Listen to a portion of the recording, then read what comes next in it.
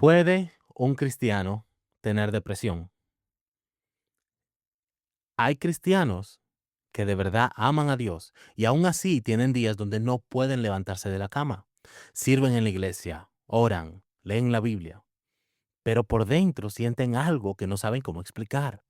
Y el miedo no es solamente sentirse así, el miedo es esto.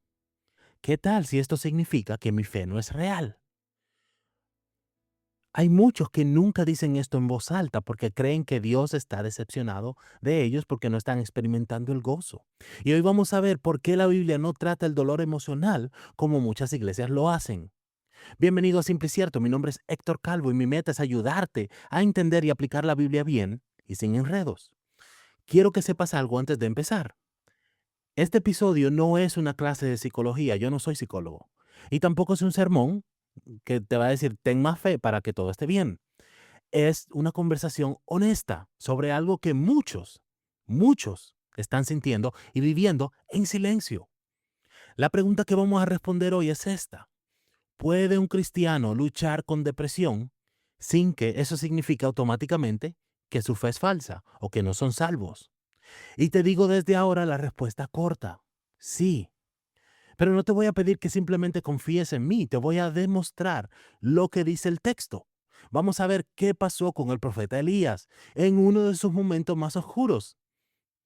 Y después vamos a ir a un salmo que pocas veces veo que se estudia. Un salmo que estudiamos hace alrededor de un mes en el episodio sobre la oración. Un salmo que cambia completamente cómo entendemos el dolor emocional dentro de la fe. Así que vamos allá. Lo primero que vamos a ver es que el problema no es solamente la depresión. El problema es la culpa. Déjame contarte cómo se vive esto normalmente en una persona real. Es domingo en la mañana. Esta persona se viste, lleva a sus hijos a la iglesia, se sienta en la misma banca de siempre y mira alrededor.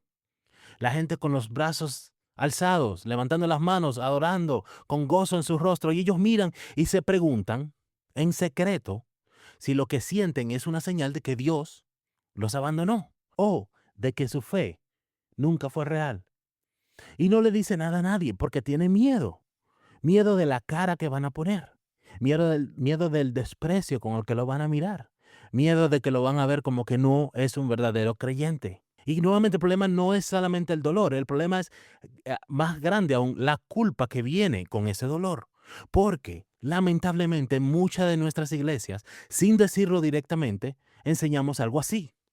Si tú amas a Dios de verdad y si tienes suficiente fe, deberías sentir paz y deberías sentir gozo en todo momento. Y si no lo sientes, algo está mal contigo. Tal vez estás viviendo en pecado, tal vez no eres ni siquiera salvo. Y esa enseñanza, aunque no venga con intenciones malas, hace un daño enorme, porque toma el dolor de la persona y le añade culpabilidad. Ya no solamente te sientes mal, ahora te sientes culpable por sentirte mal. Y ese es el patrón. Y muchos cristianos que luchan con depresión no están peleando solo contra su dolor emocional, están peleando contra una creencia de que un verdadero cristiano jamás debería sentirse así. Imagínate que tú te quiebras un brazo y en vez de recibir ayuda, la gente comienza a decirte, si tú tuvieras más fe, tu brazo no estaría así. El dolor ya está ahí, el dolor no se va porque te dicen eso, pero ahora al dolor le añades vergüenza. Y eso es lo que están viviendo muchos creyentes. Ahora bien, yo entiendo de dónde viene esta idea. La Biblia habla, en realidad sí habla de la paz. La Biblia sí habla del gozo. Y la Biblia sí habla de descansar en Dios. Eso no es mentira.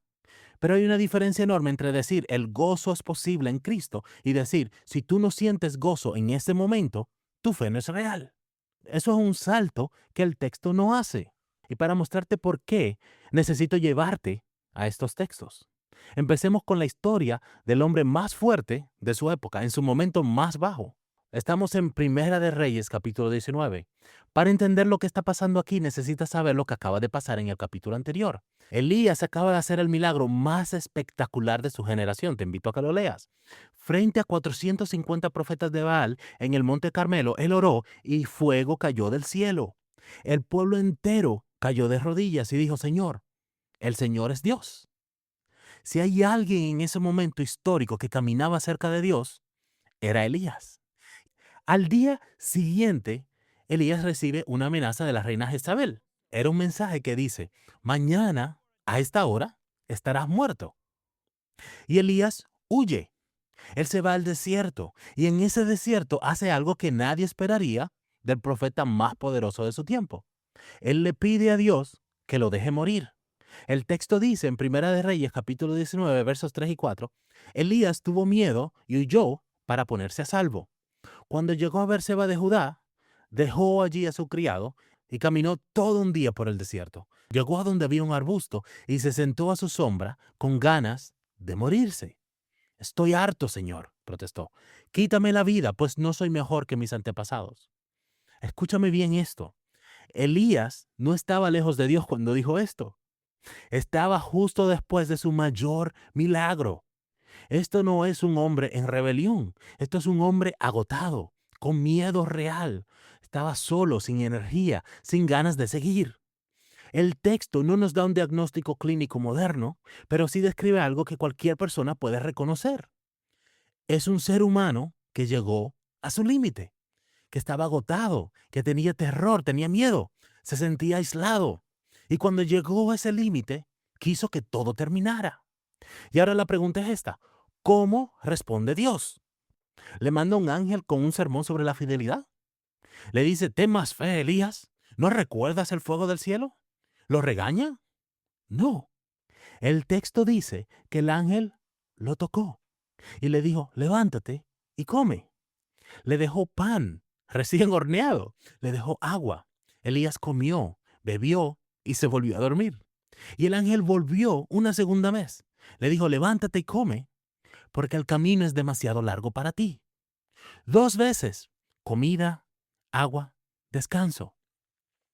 Antes de cualquier revelación espiritual, antes de la voz de Dios en el silbo apacible, antes de la misión, Dios no empezó con un sermón. Él empezó con sueño, con comida y con agua, con un descanso. Medita eso por un segundo. Dios trató a Elías como un ser humano, un cuerpo que se cansa, que tiene límites, que necesita descanso. Y cuidar ese cuerpo no fue señal de poca fe, fue la primera respuesta de Dios.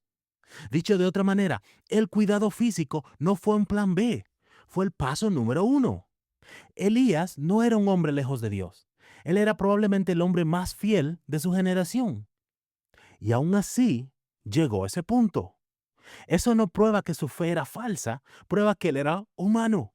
Pero lo más fuerte no está en la historia de Elías. Hay un texto en la Biblia que termina sin esperanza. Lo leímos nuevamente en uno de los episodios anteriores. El salmo termina en oscuridad. Vamos al Salmo 88. La mayoría de los salmos de lamento siguen un patrón. Empiezan en el dolor y terminan con un giro hacia la esperanza.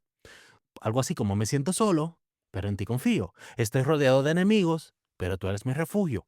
Ese patrón aparece una y otra vez en el libro de los Salmos. Pero hay un salmo que no sigue ese patrón.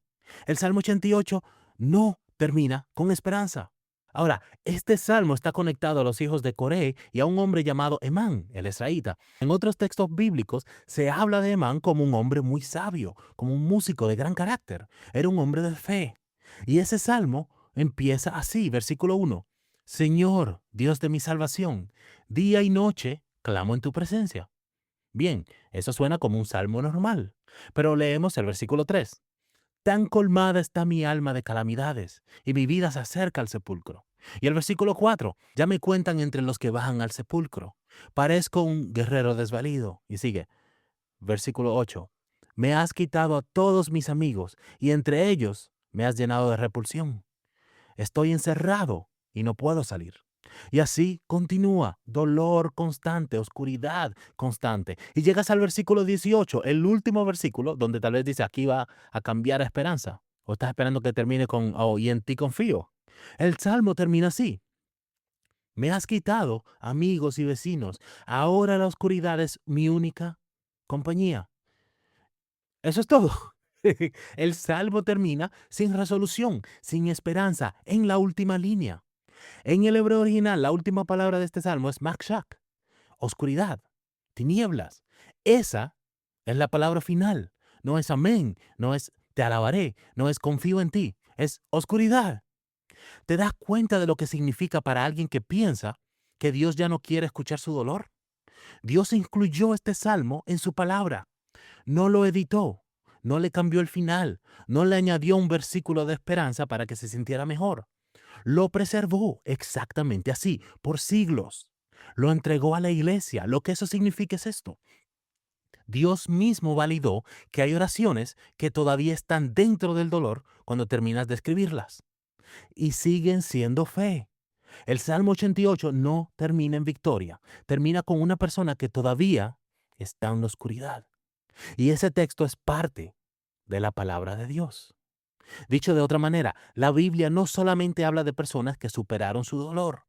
La Biblia contiene la oración de alguien que todavía estaba dentro de ese dolor cuando terminó de escribir. Y Dios dijo, esto también es mi palabra.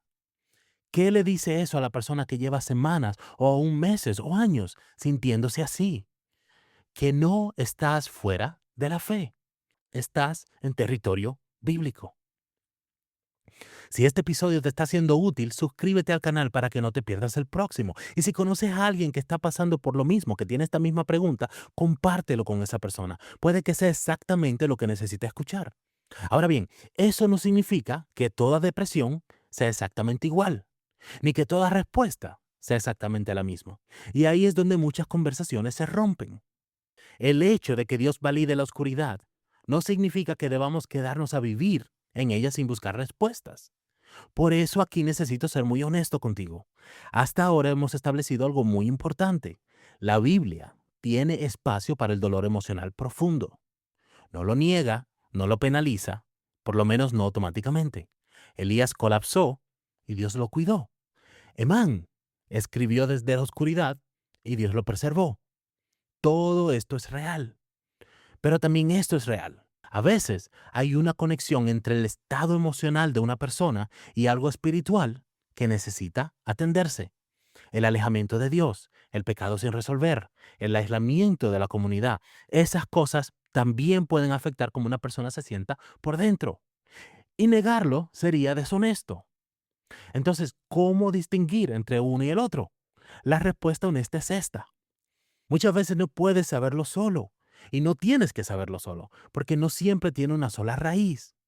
A veces es espiritual, a veces es físico. El cerebro es un órgano. Cuando algo falla en ese órgano, lo que sientes no es evidencia de tu falta de amor hacia Dios, es evidencia de que vives en un cuerpo, que como todos los cuerpos, se puede enfermar. A veces es emocional. Años de pérdidas sin procesar, pérdidas sin llorar, presiones sin nombre y muchas veces es una combinación de las tres o otros factores parecidos. Hay personas que llevan años pensando que todo es falta de fe, cuando en realidad simplemente están agotadas, están heridas o están enfermas. El error no es no tener una respuesta perfecta. El error es forzar siempre la misma respuesta para todos. Cuando alguien con una raíz biológica recibe solo consejos espirituales, muchas veces también recibe culpa.